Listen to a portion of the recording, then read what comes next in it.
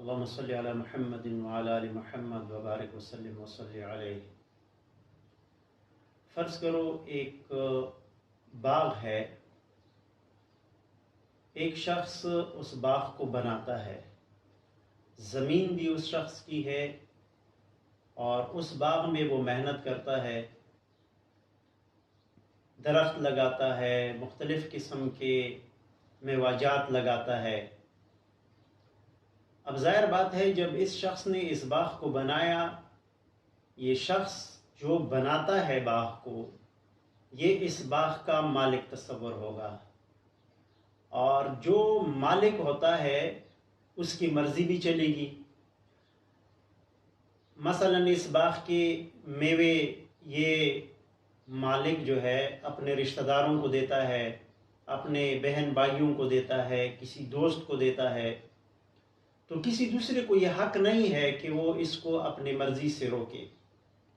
اگر کوئی شخص آ کے اسے اس کے مرضی چلانے سے، باغ میں اس کی مرضی چلانے سے روکتا ہے، تو اسے ہم ظلم کہتے ہیں کہ یہ بندہ ظلم کر رہا ہے، زیادتی کر رہا ہے، کیونکہ یہ باغ اس شخص نے بنایا، یہ اس باغ کا مالک بھی ہے، اور یہ عقلی بات بھی ہے اور انصاف کی بھی بات ہے کہ یہ اس باغ میں تصرف اور مرضی اسی شخص کی چلے۔ بالکل اسی مثال کو لے لے، اس کائنات کا خالق اللہ رب العالمین ہے، تو جب اللہ تعالیٰ اس کائنات کے خالق ہے، بنانے والے ہیں، تو اسی کائنات کے مالک بھی اللہ تعالیٰ ہے، اور جب اللہ تعالیٰ مالک ہے تو مالک ہی کی مرضی چلتی ہے، اور جس کی مرضی چلتی ہے اس کو عربی زبان میں حاکم کہا جاتا ہے۔ یعنی اللہ رب العالمین اس کائنات کے خالق ہے، تو خالق ہے تو اس لیے مالک بھی ہے، مالک ہے تو اس لیے حاکم بھی ہے۔ حاکمیت کا مطلب یہ ہے کہ مرضی اللہ رب العالمین کی چلے گی۔ یہاں پہ اس زمین میں، اس کائنات میں، ہر جگہ پہ، اس انفرادی اور اجتماعی تمام زندگی کے تمام دائروں میں مرضی اللہ رب العالمین کی چلے گی، کیونکہ وہ اس کائنات کا خالق ہے۔ اب یہ جو آئین پاکستان میں ہم کہتے ہیں کہ حاکمیت اعلیٰ اللہ تعالیٰ ہے، حاکمیت اعلیٰ اللہ تعالیٰ کے پاس ہے، اس کا مطلب یہ ہے کہ حاکم اللہ تعالیٰ ہے۔ یعنی کوئی شخص کوئی ایسا قانون نہیں بنا سکتا جو اللہ کی مرضی کے خلاف ہو۔ جیسے اس باغ میں اگر مالک کو کہا جائے کہ آپ اپنی مرضی کے مطابق کسی کو پل نہ دیں، تو اسے ہم ظلم کہتے ہیں۔ اسی طرح اگر اللہ رب العالمین کے مرضی کو لاگو کرنے سے دنیا میں کسی کو کوئی روکتا ہے تو وہ شخص ظلم کر رہا ہوگا۔ یعنی کہ کوئی انسان کو کسی ایسے قانون بنانے کی اجازت نہیں ہے جو اللہ کی مرضی کے خلاف ہو۔ کیوں؟ اس لیے کہ انسان اللہ تعالیٰ کی بنائی ہوئی زمین پر رہتا ہے، اور یہ زمین اللہ ہی اس زمین کا مالک ہے، اور اللہ مالک ہے تو اللہ رب العالمین خالق بھی ہے۔ اس لیے قرآن مجید میں اللہ رب العالمین نے ارشاد فرمایا للہ الامر، حکم اللہ کا چلے گا۔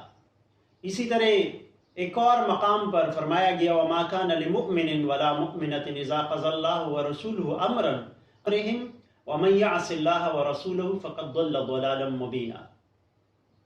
تو یہ جو اللہ رب العالمین کو ہم حاکمیت اعلیٰ کا اختیار دیتے ہیں، یہ حقیقت بھی یہ ہے کہ اللہ رب العالمین حقیقی معنوں میں اس کائنات کا حاکم ہے، کیونکہ وہ اس کائنات کا حاکم مالک ہے۔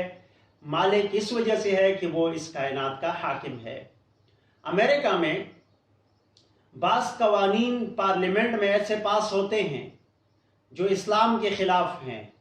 وہ تو بنیادی طور پر اسلام کے قوانین کو مانتی نہیں ہے، اس کا انکار کرتے ہیں، لیکن اسلام کے والے جو قوانین ہے، جو اسلام کے خلاف وہ قوانین پاس کرتے ہیں، تاریخ پر ثابت کرتی ہے کہ وہ خود اس سے رجوع کر لیتے ہیں ان قوانین سے۔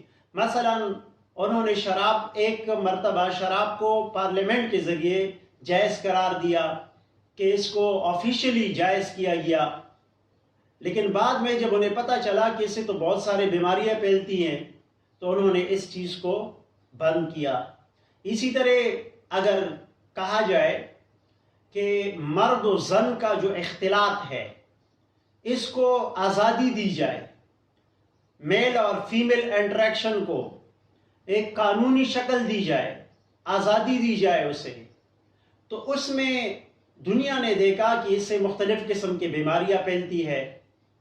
پھر غرض یہ کہ کوئی انسان اس لائق ہی نہیں ہے کہ وہ لوگوں کے لیے قانون بنائے، لوگوں پر اپنی مرضی چلائے، اور نہ اللہ تعالیٰ کسی کو یہ اجازت دیتے ہیں کہ میرے بندوں پر کوئی اپنی مرضی چلائے۔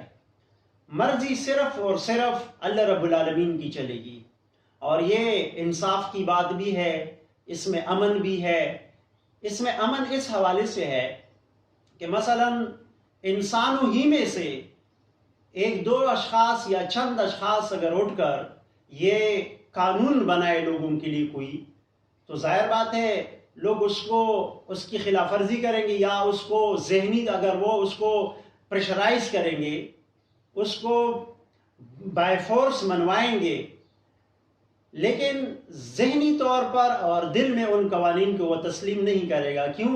اس لیے کہ وہ یہ سمجھے گا کہ جس طرح میں انسان ہوں اس طرح تم بھی انسان ہو، تو تمہیں کس نے یہ اختیار دیا کہ میرے لیے قانون سازی کرو؟ تو قانون کا حق صرف اور صرف اللہ رب العالمین کو حاصل ہے، اسی وجہ سے کیونکہ اللہ رب العالمین اس کائنات کے خالق ہے۔